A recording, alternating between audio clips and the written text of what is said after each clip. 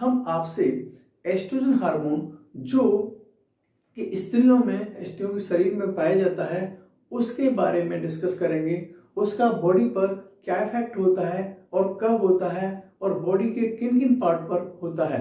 जैसा कि हम जानते हैं कि हार्मोन जो होते हैं वो एंडोक्राइन ग्लैंड अंतःस्रावी ग्रंथियों द्वारा सीक्रेट होते हैं और उनका जो इफेक्ट होता है एक टारगेटेड बॉडी के पार्ट पर ही होता है जिसके लिए वो बने होते हैं और किसी ऑर्गन पर वो इफेक्ट नहीं डालते। तो ये जो एस्ट्रोजन हार्मोन है, एस्ट्रोजन हार्मोन सीक्रेट कहाँ से होता है? ये होता है थीका इंटरना सेल्स। एक थीका इंटरना सेल्स होती हैं, theca interna cells of graafian follicle.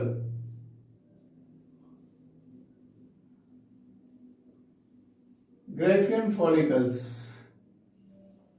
जो थीका इंटरना सेल होते हैं ग्रेफिन फॉलिकल की, उससे भी सीक्रेट होता है, यानी उससे निकलता है एस्ट्रोजन हार्मोन। यहां पर मैं शो कर रहा हूं कि यहां पर ये एरो इधर की आ रहे हैं, इसका मतलब यहां से ये एस्ट्रोजन हार्मोन सीक्रेट हो रहा है सोर्स है इसके।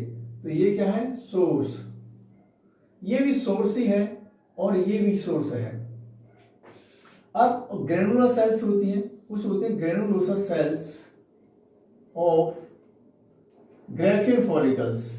ग्रेफिन फॉलिकल के ग्रेनुलर सेल से भी निकलता है ये, और टेस्टिस से भी निकलता है, लेकिन बहुत ही स्मॉल क्वांटिटी में होता है, स्मॉल क्वांटिटी। और एक होता है एड्रिनल कॉर्टेक्स से निकलता है, जो एड्रिनल ग्लैंड होती है उसके एड्रिनल कॉर्टेक्स से निकलता है, ये भी स्मॉल क्वांटिटी में होता है, स्मॉल क्वांटिटी। ये स्मॉल क्वांटिटी में ही निकलता है एड्रिनल कॉर्टेक्स से। इसके बाद ये जो ग्रेनुलोसा सेल्स ग्रेफिन फॉलिकल होती हैं, इनसे अधिक निकलता है।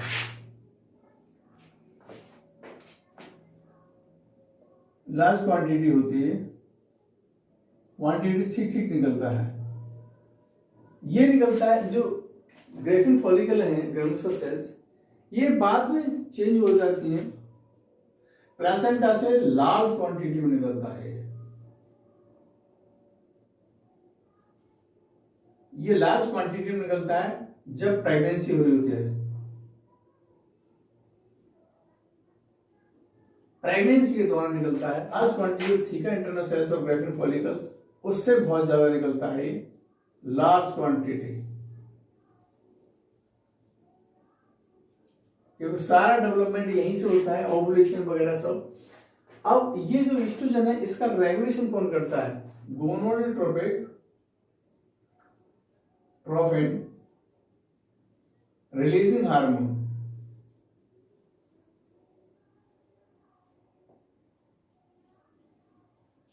ये गोनाडोट्रोपिक रिलीजिंग हार्मोन जो हाइपोथैलेमस से निकलता है, इसको रेगुलेट करता है। इसको भी कंट्रोल करता है, जो ब्रेन के हाइपोथैलेमस यानी हाइपोथैलेमस से निकलता है। ब्रेन के हाइपोथैलेमस से गोनाडोट्रोपिन रिलीजिंग हार्मोन होता है जो इस सिस्टम को रिलीव करता है। सेकेंडरी सेक्सुअल कैरेक्टर है, तो सेकेंडरी सेक्सुअल कैरेक्टर कौन कौन से होते हैं उसके बारे में सबसे पहले सेकेंडरी सेक्सुअल कैरेक्टर के बारे में जाने। ये सेकेंडरी सेक्सुअल कैरेक्टर प्यूबर्टी के बाद स्टार्ट होते हैं, क्योंकि ये बहुत ज्यादा क्वांटिटी में निकलता है, तो उनमें लड़कियों में अक्सर ये सेकेंडरी सेक्सुअल कैरेक्टर के समय देखे जा सकते हैं। उसका सबसे पहले होता है एक प्यूबिक हेयर, जिसे कहते हैं प्यूबिक हेयर। प्यूबिक हेयर का डेवलपमेंट होता है।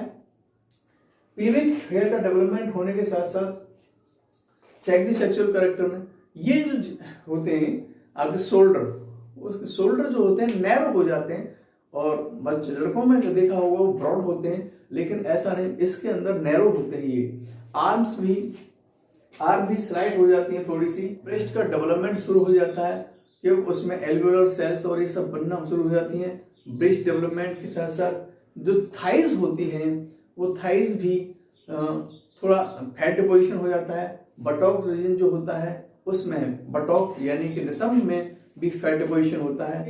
एक्सटर्नल जेनिटेलिया एक्सटर्नल जेनिटलिया का मतलब है बाहरी जो जननांग होते हैं स्त्रियों में, उसमें क्या डिफरेंस होता है, यानी उसमें डिफरेंशिएशन क्या होता है, क्या उसमें बदलाव आते हैं। यहाँ पर एक बात और है सेकेंडरी सेक्सुअल करेक्टर में कि जो वॉइस होती है उसमें चेंज हो जाती है। इसमें जो लड़कियों की पिच होती है हाई होती है और उनकी पतली आवाज हो जाती है। उसके साथ साथ अब आते चेंज इन एक्सटर्नल जेनिटलिया। जो एक्सटर्नल जेनिटलिया होते हैं, बाहरी जननांग होते हैं, उनमें क्या बनता है, पीब्यूक हेयर का डेवलपमेंट हो जाना। इसमें क्लाइटोरिस, जो क्लाइटोरिस होता है, क्लाइटोरिस तो एक्साइटेबल हो जाता है, उसके लार्ज होने लगता है थोड़ा सा। और उसके साथ साथ लेबिया मेजोरा और लेबिया माइनोरा, मेजोरा और लेबिया माइनोरा, इनका डेवलपमेंट होता है। ये फ्लैट लाइक स्ट्रक्चर हो जाते हैं, ये बढ़ जाते हैं, वेस्टिब्यूल का आकार बढ़ जाता है। तो क्लाइटोरिस का, लेबिया मेजोरा, लेबिया माइनोरा, इन सब का साइज बढ़ने लगता है। लेबिया मेजोरा के आउटसाइड में हेयर डेवलपमेंट हो जाते हैं, पीब्यूक हेयर डेवलपमेंट होते हैं। ये होते हैं एक्सटर्नल जेनिटलिया में चेंज, यानी इनकी जो एक्सटर्नल जेनिटलिया होते हैं इनका साइज भी इंक्रीज होने लगता है, बड़ा होने लगता है। इलेक्ट्रोलाइटिक बैलेंस, बॉडी में इलेक्ट्रोलाइटिक बैलेंस हो जाता है, क्योंकि इलेक्ट्रोलाइटिक बैलेंस से बॉडी में जितनी भी इलेक्ट्रोलाइट है, सोडियम, पोटेशियम, कैल्शियम, मैग्नीशियम, ये जो इलेक्ट्रोलाइट्स होते हैं उनका बैलेंस होने लगता है एस्ट्रोजन हार्मोन के कारण। क्यों कि उस समय प्यूबर्टी स्टार्ट हो रही होती है, जब ज्यादा क्वांटिटी में निकलते हैं तो बॉडी के लिए चाहिए ऐसी चीजें, तो इलेक्ट्रोलाइट बैलेंस भी करने लगते हैं। फैट मेटाबॉलिज्म, जो फैट होता है बॉडी में उसका भी मेटाबॉलिज्म इसके द्वारा होता है। फैट मेटाबॉलिज्म इंक्रीज हो जाता है, बढ़ जाता है, क्योंकि फैट डिपोजिशन की आवश्यकता होती है। बटोक में है, ब्रेस्ट में है, आर्म में है, ये थाइज में है, इनमें बहुत जरूरत होती है फैट की और प्रोटीन्स की। प्रोटीन मेटाबॉलिज्म शुरू हो जाता है। अब आता है फैलोपियन ट्यूब। जो फैलोपियन ट्यूब होती है उसमें क्या होता है, तो फैलोपियन ट्यूब की जो इनर लाइनिंग होती है, इनर लाइनिंग, उसमें चेंज आते हैं, क्योंकि उसमें सीलिया होते हैं और उसकी जो एक्टिविटी होती है वो बढ़ जाती है। जो एपिथेलियम सेल्स होती हैं उनकी अंदर से जो सेल्स होती हैं वो उसमें सीलिया होते हैं, उसमें चेंजिंग आते हैं, क्योंकि उसमें अंडे का मूवमेंट होता है, एग का जो मूवमेंट हो रहा होता है उसके लिए वो हेल्पफुल होते हैं, इसलिए फैलोपियन ट्यूब में भी बहुत सारे चेंज आते हैं। फैट डिपोजिशन बटोक रीजन और ब्रेस्ट में, जैसे मैंने ऊपर भी बताया कि जो फैट डिपोजिशन है यानी वसा का नितंब रीजन में और आपका ब्रेस्ट रीजन में बढ़ जाता है, ये इंक्रीज हो जाता है। इसके बाद चेंजेस एस्ट्रोजन में, एस्ट्रोजन का क्या है, एस्ट्रोजन से फिर क्या चेंज आते हैं कि चेंज इन द वेजाइना। तो वेजाइना में क्या चेंज आता है, वेजिना जिसे योनि बोलते हैं हिंदी में, उसमें क्या चेंज आता है। सबसे इंपॉर्टेंट होता है कि उसमें जो ग्लाइकोजन होता है वो ब्रेक हो जाता है एसिड्स में। ग्लाइकोजन होता है वो ब्रेक होकर के वो एसिड बना देता है, लैक्टिक एसिड, जिससे वेजाइना की एसिडिटी बनी रहती है।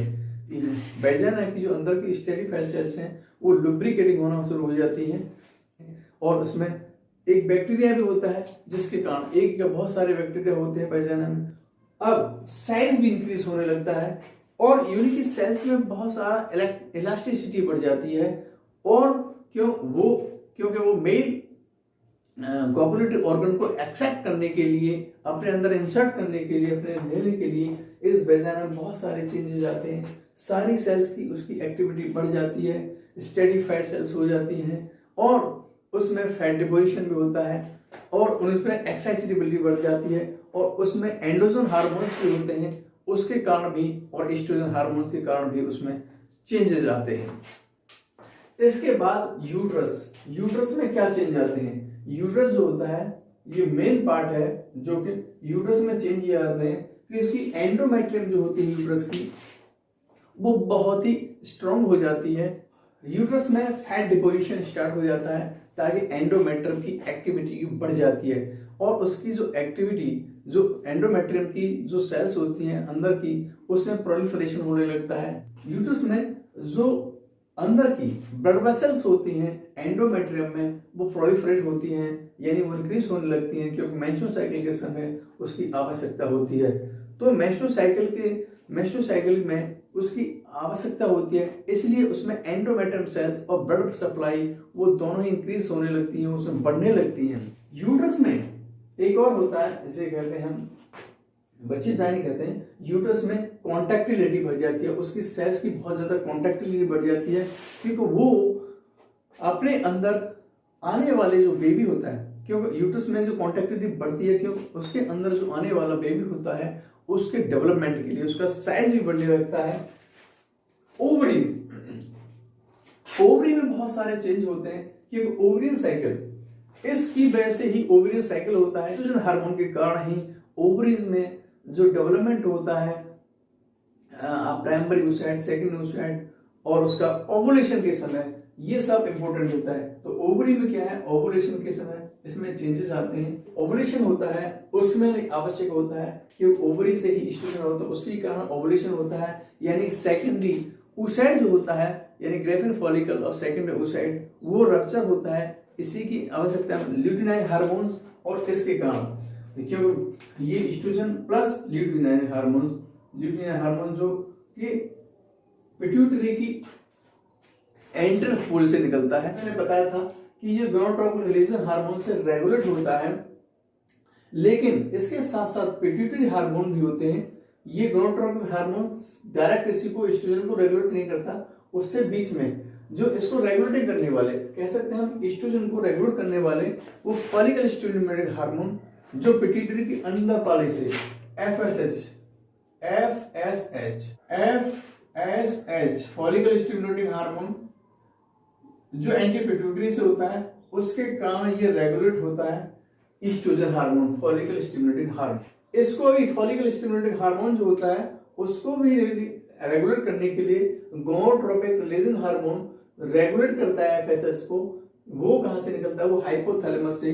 तो हाइपोथैलेमस से गोनाडोट्रोपिक रिलीजन हार्मोन उसे रेगुलेट करता है एंटी पिट्यूटरी, जो अंदर यानी कि पिट्यूटरी ग्रंथि की जो एंटर पार्ट होता है उससे एफएसएच निकलता है, फॉलिकल स्टिमुलेटिंग हार्मोन, और इसे एस्ट्रोजन को रेगुलेट करता है। और फिर ये जो है secondary sexual character, extension genitalia, electrolyte, fat मैनम, फैलोपियन ट्यूब, ये सब रेगुलेट होते हैं एस्ट्रोजन हार्मोन से।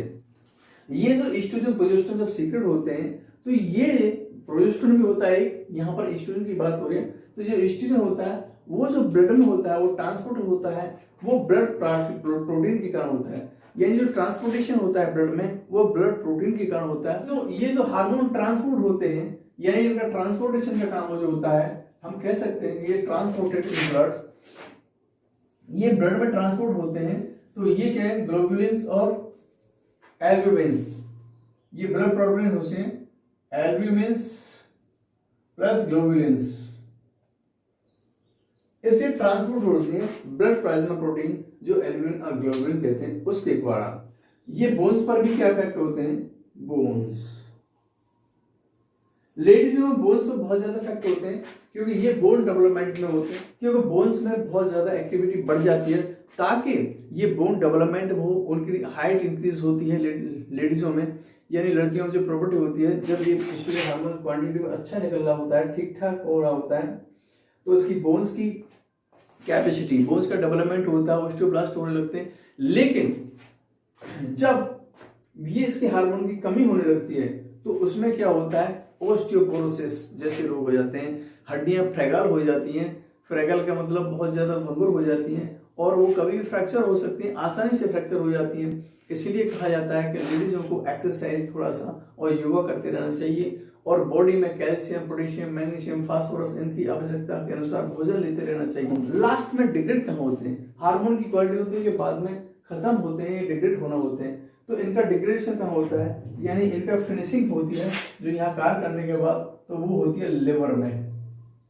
लिवर एक ऐसी बॉडी है जहां पर इसकी एस्ट्रोजन की फिनिशिंग हो जाती है, यानी वहां पर डिग्रेड हो जाते हैं, अपघटित हो जाते हैं, खत्म हो जाते हैं यहाँ पर। तो आपने इस वीडियो में जाना कि एस्ट्रोजन हार्मोन की जो फर्क है और सोर्स है, ये सोर्स कहाँ से हैं, और यहाँ पर ये किस बॉडी पर ये इफेक्ट करते हैं, यहाँ मैंने बहुत ज़्यादा डिटेल तो नहीं कहा है, लेकिन आपने देखा कि ये किस बॉडी के कहाँ कहाँ पर इफेक्ट डालते हैं और कहाँ से इनका सोर्स होता है और स्त्रियों में कब इनकी आवश्यकता होती है। सबसे ज़्यादा सेकेंडरी सेक्सुअल करैक्टर के समय विशेष आवश्यकता होती है, ओवुलेशन के समय आवश्यकता होती है।